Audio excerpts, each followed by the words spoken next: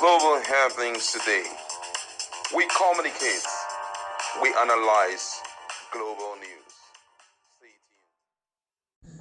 Hello, great people. Welcome back to our channel. We're so excited to have you again. Yes, Wike has fired back at those considered to be untouchable in Abuja. As he says, he's not going to stop doing what he's doing. Get to hear his position as it has to do with stepping on the toes of big politicians who are not ready to do what they're supposed to do in Abuja. Let's go into full details of it, where he said it and how he said it. Now, according to the news, the Federal Capital Territory Minister, Nyesom Wike, has stated that he was not appointed as a minister to participate in a beauty contest, but to deliver good governance. He warned that the idea of untouchables in the capital city is a myth. The minister stated this at the 2023 Distinguished Personality Lecture at Obafemi Awolowo University, Ile-Ife, Osun State on Thursday. The former River State governor, while delivering a lecture titled Nigeria of Our Dreams, said leadership requires the courage to make bold decisions for the common good, not just popularity or sentiment. He stressed that since assuming office nearly 2 years ago, his administration has enforced strict compliance with rules and regulations in line with the Constitution. In his word, he says, poor people don't own houses in FCT. All the affluent area, Maitama, Sokoro, and Central Business District, are occupied by the rich. Some of them believe they are untouchable. But a good leader must be ready to step on toes, and that is exactly what we have done. That is why Abuja is becoming more like a true Federal Capital Territory. I am not the first FCT minister, but I have made it clear that no one is exempted. Mention one poor person who owns property in Maitama. None. They are all wealthy Nigerians who don't want to pay taxes. Well, they must pay. If they don't, I will touch them and heaven will not fall. In fact, it will be at peace. The minister reiterated that he was not appointed to participate in a beauty contest, but to deliver efficient governance and enforce compliance regardless of status and personality. On the issue of leadership, Wike pointed out that the greatest challenge confronting Nigeria and militating against its development was the plague of bad leadership. He agreed with Chinua Achebe, whose seminar, The Trouble with Nigeria, graphically captured the challenge when he stated that the trouble with Nigeria is fairly and squarely the absence of proper leadership. This statement, damaging as it may appear, is extremely difficult to controvert. Our leaders have, in the main, emerged through self-serving conspiracies that have little or nothing to do with national interest and development. This has been the case in both military and civilian contexts. He, however, said that Tinubu has stood out as a leader. The people needs to drive Nigeria to progress and prosperity.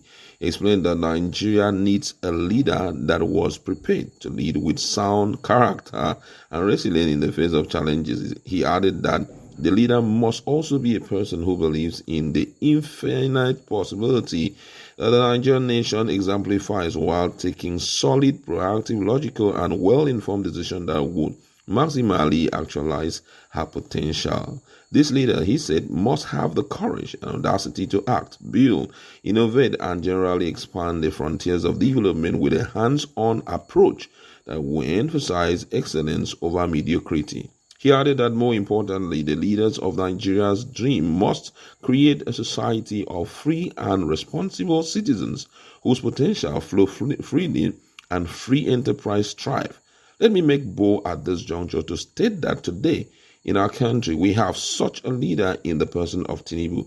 He has shown in several ways and at different times a stout commitment to the enthronement of democracy in our country, to the extent of even putting his own life on the line in the process. He has shown great capacity for endangering development as captured in the unprecedented, rapid, and exponential development of Lagos State under his watch and even beyond. He also said that Tinubu has demonstrated a rare courage by removing fuel subsidy on his first day upon being sworn in as president. According to him, leaders before him all spoke about the evil of fuel subsidy, but none had the courage to dare the blackmail of removing it. Tinubu did and is fittingly grappling with the inevitable, unintended, and sometimes orchestrated consequences of this removal today.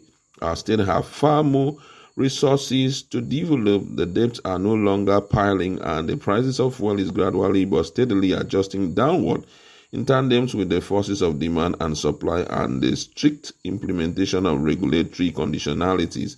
Also, the overwhelming cry of over-centralization of power and resources at the national level and attendant abuse of doctrine of federalism is being systematically addressed. This is being addressed through the creation of zonal/regional commissions, in part to devolve developmental impetus to the respective zones and regions so that people can truly return to the people.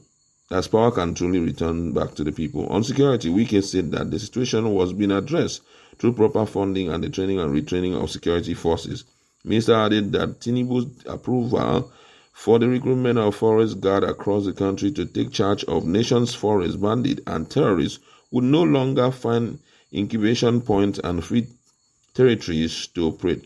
Put simply, the era of banditry and terrorism will soon be over. These and many other policies and measures are being put together by Tinubu to reposition our country on the path of progress and development. That was the standpoint of Wike as it has to do with the issue of good leadership, which he talked about in Nigeria of Our Dreams, which he talked about in the lecture. The lecture revolved around Nigeria of Our Dreams, which he talked about and mentioned a lot of things which Tinubu has done.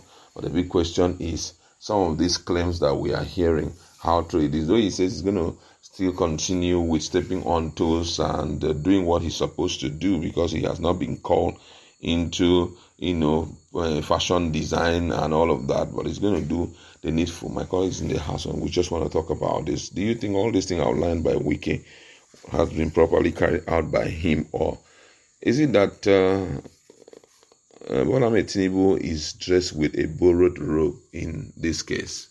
Let's tell ourselves the truth. When it comes to Yeson Wike, everything he decides to make as truth is his truth.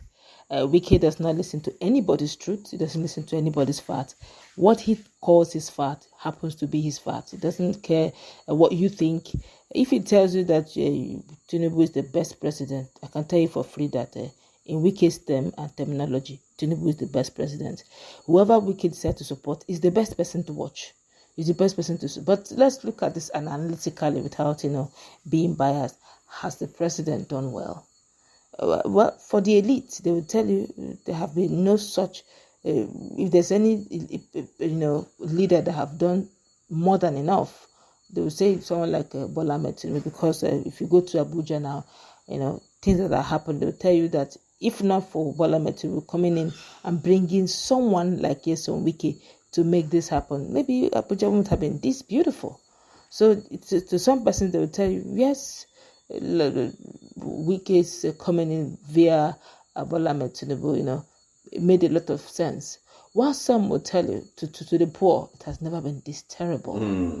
It has never been this worse. Everything skyrocketed, super inflation. But one thing about Nigerians is we always have a way of adjusting. Even when it is terrible, we squeeze ourselves even much more and we continue.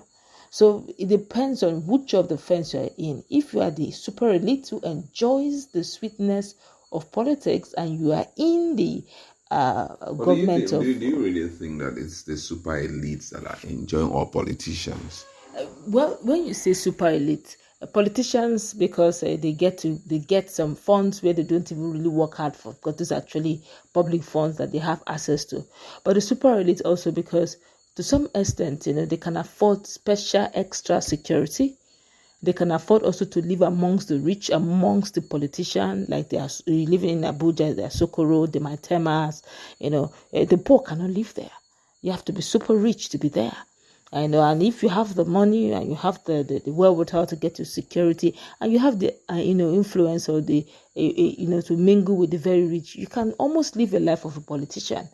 But compared to the fraction, that's a fraction compared to the whole of the average Nigerians out there.